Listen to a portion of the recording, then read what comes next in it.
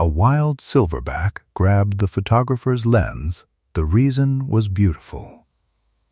The first thing the camera captures is not motion, but hesitation. A still frame that feels almost unnatural, like the forest itself has paused mid-breath. The air hangs thick and warm, saturated with the earthy scent of damp soil and decaying leaves. Moisture clings to everything, skin, fabric, fur, turning the atmosphere heavy, almost tangible. A faint mist lingers low to the ground, curling around tree roots like something alive. Then it happens. A sudden movement breaks the silence, not explosive, not violent, but deliberate. The lens shifts slightly as a large, dark hand enters the frame, not striking, not tearing, just stopping. Holding. The texture of the hand is rugged, layered with fine lines and scars that tell stories of survival. The fur is deep charcoal with streaks of silver catching the fragmented light filtering through the canopy above. Tiny droplets of moisture cling to each strand, reflecting faint glimmers like scattered stars. The wild silverback stands close enough that his breath fogs the edge of the lens. Warm, slow, controlled. And his eyes, they are not filled with aggression. They are searching. There is no immediate explanation for this moment. No instinctive behavior pattern that fits. A wild animal, powerful, independent, unpredictable, reaches out not to defend, not to dominate, but to interrupt. To connect. Before we understand why this happened, before we uncover the deeper truth behind this silent exchange, take a moment to become part of this story.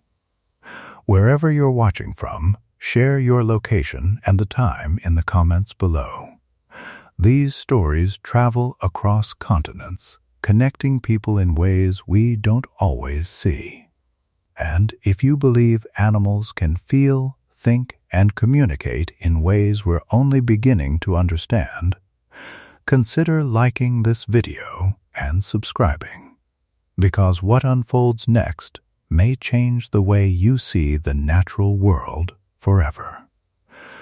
The forest where this moment unfolds is ancient, dense, and endlessly alive. Layers upon layers of green stretch in every direction, towering trees, thick vines, broad leaves glistening under soft, diffused light.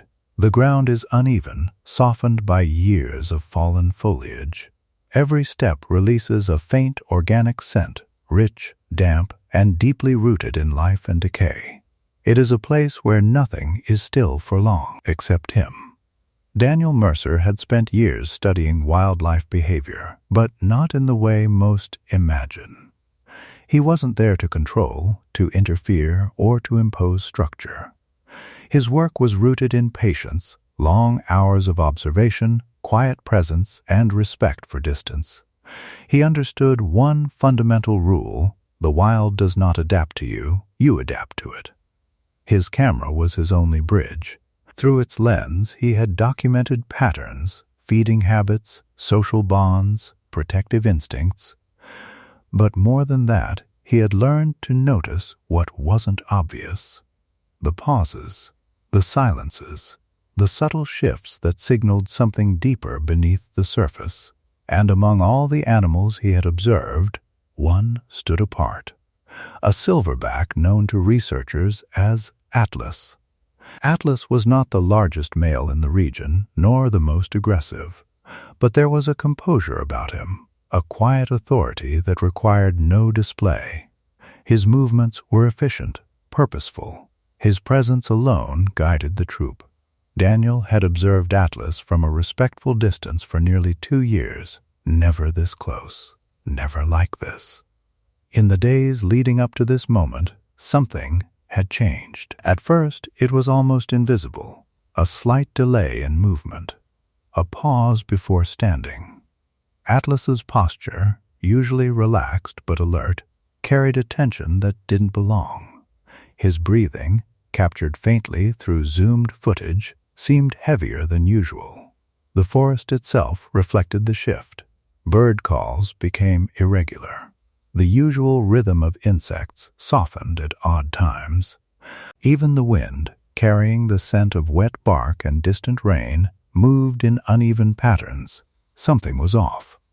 Daniel felt it before he understood it. On the morning of the encounter, the sky above the dense canopy was muted, a dull gray filtering the sunlight into soft, lifeless tones. The air carried the metallic hint of approaching rain, a smell that settled deep in the lungs. Atlas was seated among thick undergrowth, partially hidden by layers of foliage. His silver back caught faint light, glowing softly against the darker greens around him. From a distance, everything appeared normal, but through the lens, it wasn't. There was tightness in his frame, a subtle shift of weight repeated too often to ignore. His hand occasionally moved toward his side, quick, almost instinctive. Daniel adjusted focus, zoomed in, watched, and then movement. Atlas stood abruptly. The surrounding leaves trembled as his weight shifted forward. The distance between them closed faster than expected, not in a charge, not in aggression, but with undeniable intent. The camera shook slightly, and then contact, not forceful, not destructive, just precise. Atlas's hand wrapped around the lens, steadying it. His grip was firm but controlled, careful not to damage. His face moved closer, breath warm against the glass, carrying a faint organic scent, grass, earth, something raw but natural. His eyes were fixed, not on the man behind the camera, on the lens itself, as if he understood its purpose, as if he knew it could see what others could not. The moment lasted seconds, but its meaning took far longer to uncover. When Daniel reviewed the footage later, something stood out. Frame by frame, detail by detail, a pattern emerged. Atlas's movements weren't random. They were directed, purposeful. The key detail revealed itself slowly, a subtle swelling beneath the fur along his lower rib area. Barely visible at normal speed, but undeniable when examined closely. An injury. Partially hidden, not immediately obvious from a distance. Atlas had done something extraordinary. He had positioned himself, adjusted the angle, brought the lens closer to that exact spot. What seemed like an unpredictable encounter was, in reality, a form of communication. The crisis shifted instantly. An untreated wound in the wild is more than pain, it is risk. Infection spreads fast in humid environments. Weakness invites danger. Time becomes critical. But intervention required caution. This was not a controlled environment. There were no enclosures, no guarantees. Every step had to respect the natural boundaries of the animal and the ecosystem. The team that followed approached with precision. Their movements were slow, deliberate. The air during those moments felt heavier than ever, rain beginning to fall in soft droplets, tapping gently against leaves, creating a constant, soothing rhythm. The scent of antiseptic soon mixed with the forest air, sharp, clinical, unfamiliar in that space. Atlas remained still, watchful, but not defensive. There was tension, but not resistance. The treatment process was quiet, no sudden movements, no panic.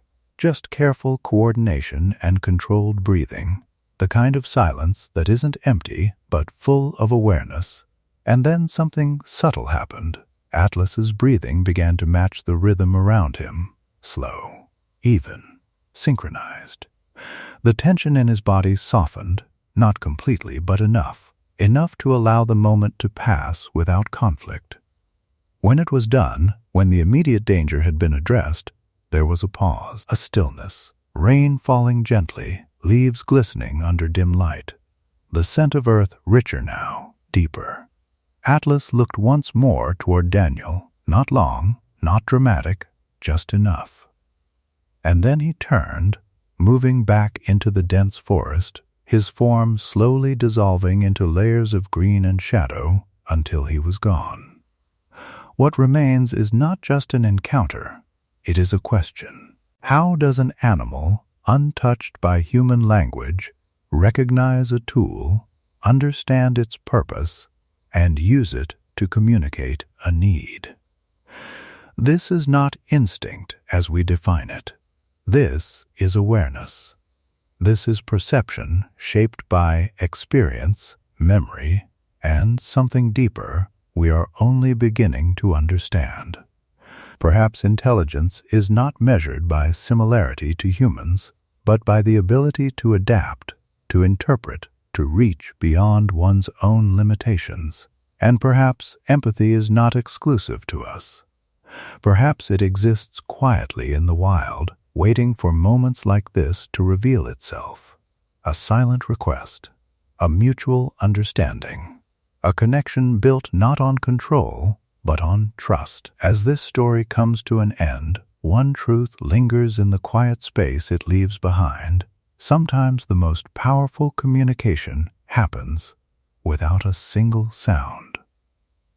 If this story made you pause, reflect, or feel something deeper, take a moment to like this video, subscribe, and share it with someone who believes animals are more than instinct. And tell us, have you ever experienced a moment where an animal seemed to understand exactly what you needed without you saying a word?